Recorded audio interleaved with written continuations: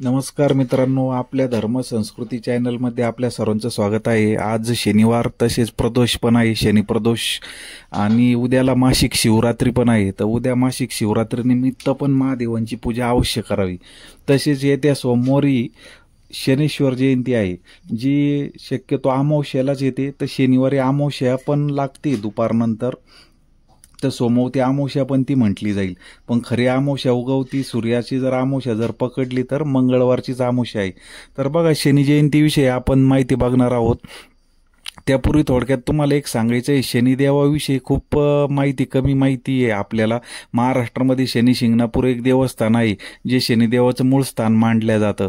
पण अशी अनेक ठिकाणं आहे जी शनिदेवाची ठिकाणे आहेत।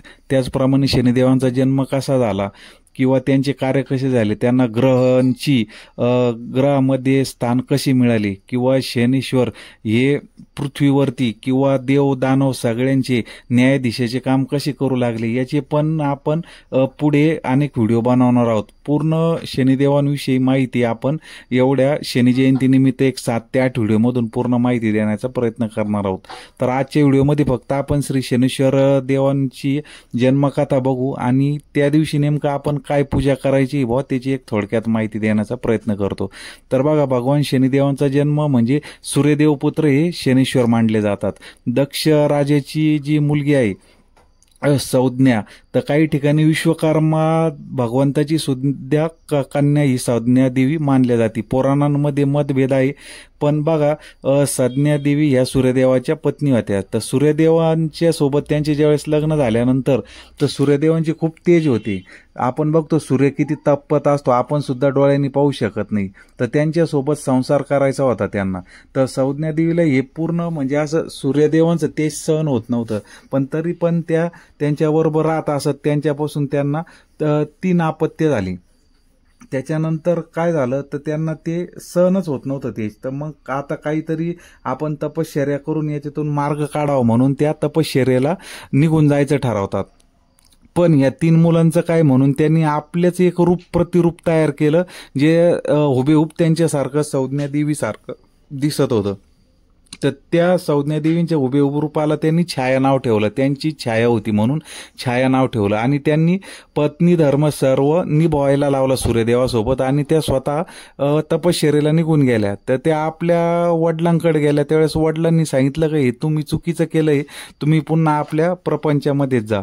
तर त्या तिथून निघाल्या आणि जंगलात निघून गेल्या, आणि एका अश्विनीचं रूप म्हणजे एक घोडीचं रूप घेतलं त्यांनी, आणि त्या रूपामध्ये त्या जंगलामध्ये तपश्चर्या करू लागल्या।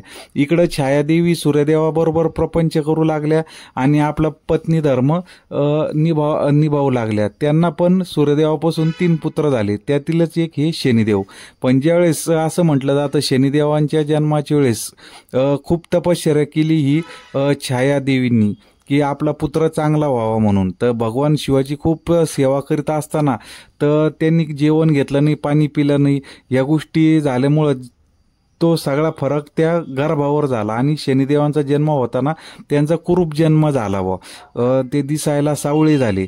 मग सूर्यदेव ज्यावेळेस बघायला आले आपल्या पुत्राला, तर त्यावेळेस ते असं बोलले की हा माझा पुत्र होऊच शकत नाही। त्यांनी या देवीवर पण संशय घेतला, आणि याचा कुठेतरी मनात राग धरून शनिदेवांना खूप राग यायचा, आणि त्याच्यामुळेच असं म्हटलं जातं की शनिदेवांचं आणि सूर्यदेवांचं पटत नव्हतं।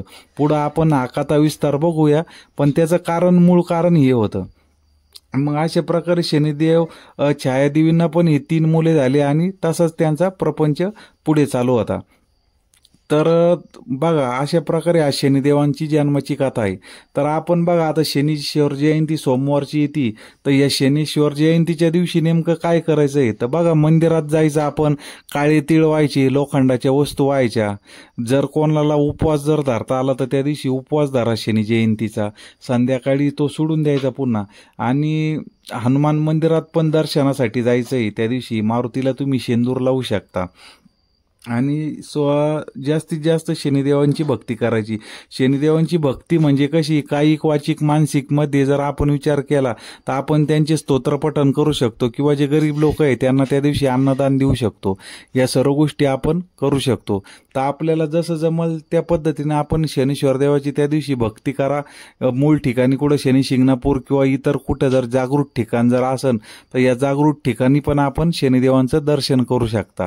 तर शनिदेवांचं दर्शन कशा प्रकारे करायचं, काय नेमकं त्यांच्या नजरेला नजर काय मिळत नाही, तर येणाऱ्या व्हिडिओमध्ये आपण हा सर्व कथाभाग बघू. आत्ताच्या व्हिडिओमध्ये फक्त एवढंच. येणारे व्हिडिओ पण आपण सर्वांनी अवश्य बघा आणि शनीश्वरांची भक्ती करा.